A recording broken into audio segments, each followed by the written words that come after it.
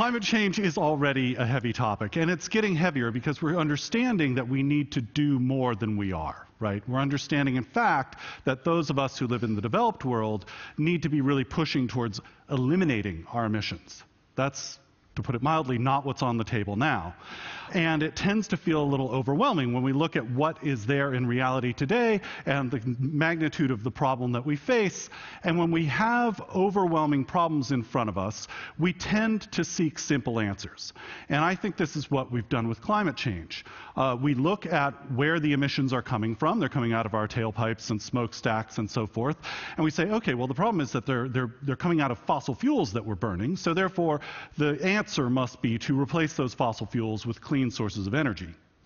And while, of course, we do need clean energy, I would put to you that it's possible that by looking at climate change as a clean energy generation problem, we're in fact setting ourselves up not to solve it.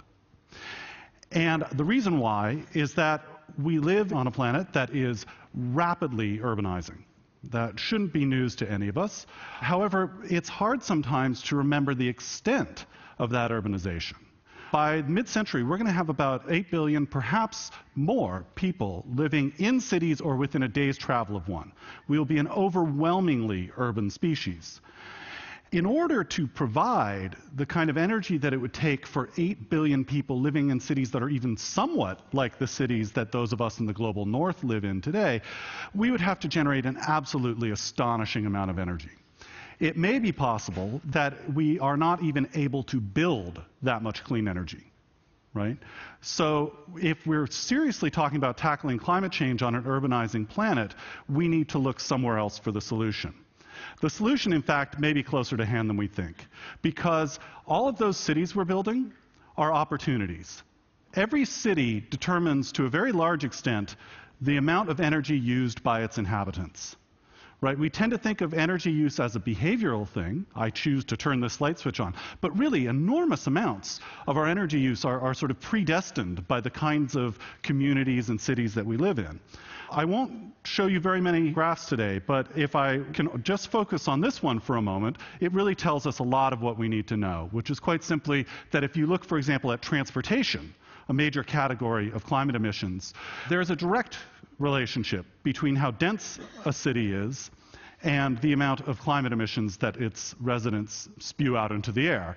And the correlation, of course, is that denser places tend to have lower emissions, which isn't really all that difficult to figure out if you think about it. Basically, we substitute in our lives access to the things we want. We go out there and we hop in our cars and we drive from place to place, and we're basically using mobility to get the access we need.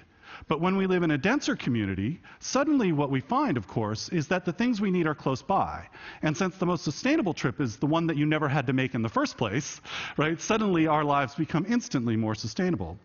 And it is possible, of course, to increase the density of the communities around us. Some places are doing this with new eco-districts, developing whole new sustainable neighborhoods, which is nice work if you can get it. But most of the time, what we're talking about is, in fact, reweaving the urban fabric that we already have. So we're talking about things like infill development, really sharp little changes to where we have buildings, where we're developing, urban retrofitting, creating different sorts of spaces and uses out of places that are already there. Increasingly, we're realizing that we don't even need to densify an entire city. What we need instead is an average density that rises to a level where we don't drive as much and so on. And that can be done by raising the density in very specific spots a whole lot. Right? So you could think of it as tent poles that actually raise the density of the entire city. And we find that when we do that, we can in fact have a few places that are really hyperdense within a wider fabric of places that are perhaps a little more comfortable and achieve the same results. Now, we may find that there are places that are really, really dense and still hold on to their cars. But the reality is that, by and large, what we see when we get a lot of people together with the right conditions is a threshold effect, where people simply stop driving as much, and increasingly more and more people, if they're surrounded by places that make them feel at home, give up their cars altogether. And this is a huge, huge energy savings, because what comes out of our tailpipe is really just, the beginning of the story with climate emissions from cars. We have the manufacture of the car, the disposal of the car, all of the parking and freeways and so on. When you can get rid of all of those, because somebody doesn't use any of them really, you find that you can actually cut transportation emissions as much as 90%. And people are embracing this. All around the world, we're seeing more and more people embrace this sort of walk shed life. People are saying that it's moving from the idea of the dream home to the dream neighborhood.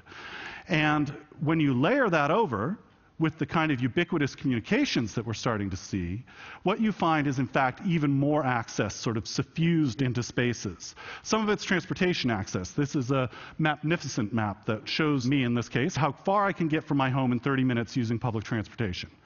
Some of it is about walking. It's not all perfect yet. This is Google Walking Maps. I asked how to do the Greater Ridgeway, and it told me to go via Guernsey. It did tell me that this route may be missing sidewalks or pedestrian paths, though. But the technologies are getting better, and we're starting to really kind of crowdsource this navigation. And as we just heard earlier, of course, we're also learning how to put information on dumb objects, things that don't have any wiring in them at all. We're learning how to include in these sort of systems of notation and navigation. Part of what we're finding with this is that what we thought was the major point of manufacturing and consumption, which is to get a bunch of stuff, is not in fact how we really live best in dense environments. What we're finding is that what we want is access to the capacities of things. My favorite example is a drill. Who here owns a drill, a home power drill? Okay, I do too. The average home power drill is used somewhere between 6 and 20 minutes in its entire lifetime, depending on who you ask. And, so what we do is we buy these drills that have a potential capacity of thousands of hours of drill time, use them once or twice to put a hole in the wall and let them sit, right? Our cities, I would put to you, are stockpiles of these surplus capacities. And while we could try and figure out new ways to use those capacities, such as cooking or making ice sculptures or even a mafia hit, what we probably will find is that, in fact, turning those products into services that we have access to when we want them is a far smarter way to go. And in fact, even space itself is turning into a service. We're finding that people can share the same spaces, do stuff with vacant space. Buildings are becoming bundles of services, right? So we have new designs that are helping us take mechanical things that we used to spend energy on, like heating, cooling, etc., and turn them into things that we avoid spending energy on. So we light our buildings with daylight. We cool them with breezes. We heat them with sunshine. In fact, when we use all these things, what we found is that in some cases, energy use in a building can drop as much as 90%, which brings on another threshold effect I like to call furnace dumping, which is quite simply, if you have a building that doesn't need to be heated with a furnace, you save a whole bunch of money up front. These things actually become cheaper to build than the alternatives. Now, when we look at being able to, slash our product use, slash our transportation use, slash, our building energy use, all of that is great, but it still leaves something behind. And if we're going to really truly become sustainable cities, we need to think a little differently. This is one way to do it. This is Vancouver's propaganda about how green a city they are. And certainly lots of people have taken to heart this idea that a sustainable city is covered in greenery. So we have visions like this, we have visions like this, we have visions like this. Now, all of these are fine projects, but they really have kind of missed an essential point, which is it's not about the leaves above, it's about the systems below. Do they, for instance, capture rainwater so that we can reduce water use? Water is energy intensive. Do they perhaps include green infrastructure so that we can take runoff and water that's going out of our houses and clean it and filter it and grow urban street trees? Do they connect us back to the ecosystems around us by, for example, connecting us to rivers and allowing for restoration? Do they allow for pollination? Pollinator pathways that bees and butterflies and such can come back into our cities? Do they even take the very waste matter that we have from food and fiber and so forth and turn it back into soil, right? And sequester carbon, take carbon out of the air in the process of using our cities? I would submit to you that all of these things are not only possible, they're being done right now. And that it's a darn good thing. Because right now, our economy, by and large, operates, as Paul Hawkins said, by stealing the future, selling it in the present, and calling it GDP. And if we have another 8 billion, or 7 billion, or 6 billion even people living on a planet where their cities also steal the future, we're going to run out of future really fast. But if we think differently, I think that, in fact, we can have cities that are not only zero emissions, but have unlimited possibilities as well. Thank you very much.